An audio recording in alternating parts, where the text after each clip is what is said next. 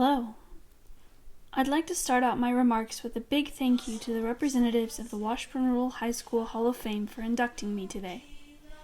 I very much wish I were able to be there to receive this honor in person. The pandemic has made life more complicated for all of us over the last year and a half, and it certainly has complicated my travel efforts for this event.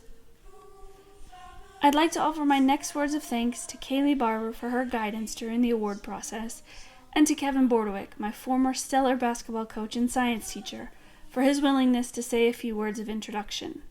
It's not every day you get the honor of being introduced by the National Volleyball Coach of the Year, so for that I am extra grateful. Thank you, Coach B. It's truly humbling to be selected for this award, and I now join great inductees who have come before me, such as my friend and classmate Jeff Crady, and my other stellar basketball coach and mentor, Bill Annan. It's especially nice to be one of the few women selected as well, and I hope to see many more fantastic women join the Hall of Fame ranks in the future. Looking back on my time in high school, I have particularly fond memories of several individuals who helped shape my path. It was the Model United Nations, coordinated by Mrs. Corbin, and my Spanish classes from Ms. Dodge that lit a fire inside me about traveling and pursuing an international career. It was the mantra of my basketball coaches, Coach Annan and Coach Bordewick: if you're early, you're on time. If you're on time, you're late. And if you're late, you're gone. And other valuable lessons we learned in our successful quest for the Kansas Girls Basketball State Championship that helped me develop a discipline and work ethic, as well as a team-oriented approach to work and life that I'm thankful for to this day. Their mantra on being on time is coincidentally what I use as my attendance policy when teaching. I'm sure my students are also thankful for that. My father wouldn't let me live it down if I didn't give recognition to my high school debate experience, facilitated by Brigitte, which allowed me to hone my argumentation skills both at home in my teenage years and beyond into law school and my own profession. I suppose, then, I should also take this moment to say thanks for the practice, Mom, Dad, and my brother Chris.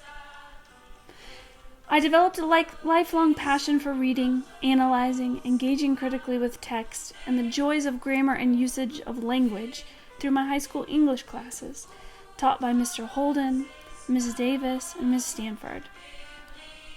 If I had one do-over from high school, it would be to go back and take more history classes from Mr. Hedberg. It was only a few short years ago that I truly realized the importance of knowing where we've been in order to see where we're going. And speaking about the importance of history, I'd like to briefly reference a bit of Kansas history here. The last time my Dutch husband and I were in Topeka, we visited the state capitol building.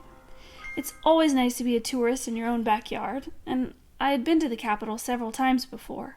But this time, the mural on the second floor of the rotunda struck me in a different way, and it is that visit I recall when thinking about this honor today. The mural is called Tragic Prelude, and as many of you know, it features the famous abolitionist John Brown shouting in the foreground, clutching a rifle in one hand and a Bible in the other.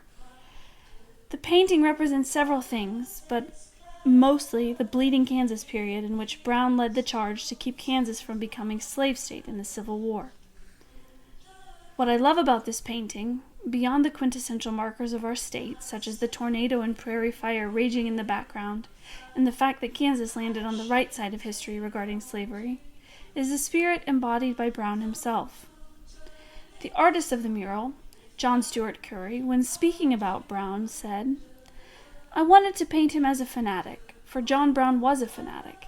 He had the wild zeal of the extremist, a fanatic for his cause, and we had the Civil War with its untold misery." Later, Curry wrote in a letter of Brown, "I think he's the prototype of a great many Kansans. Someone described a Kansan as one who went about wreaking good on humanity. This might be the kernel of my conception." This description of Brown struck me profoundly. In my career advocating on behalf of victims of war crimes and pushing powerful governments for more transparency and accountability in their military actions, many times I've been fashioned myself as an extremist or a fanatic for my cause, the cause of justice. Some of that classification may be inherent to being a lawyer, I suppose, as we are required in the profession to act as zealous advocates on behalf of our clients.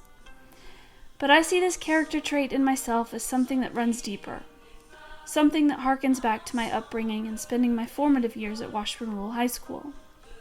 I am proud of building my career as someone who aims to give a voice to the voiceless, speaks truth to power, and generally strives to wreak good on humanity.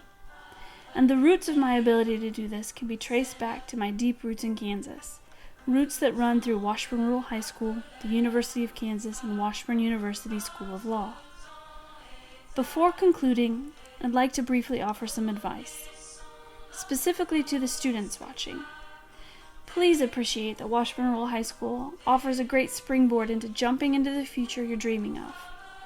To be honest, I often still joke that I still don't know what I want to be when I grow up, but the foundation I received at Washburn Rural High School has served me well in all my endeavors, and I'm confident it will continue to do so no matter what turns life may take. And generally, to all who are watching this, may we all operate in the spirit of John Brown and the prototypical Kansans described by Curry, and go about wreaking good on humanity in whatever it is that we do. Thank you very much.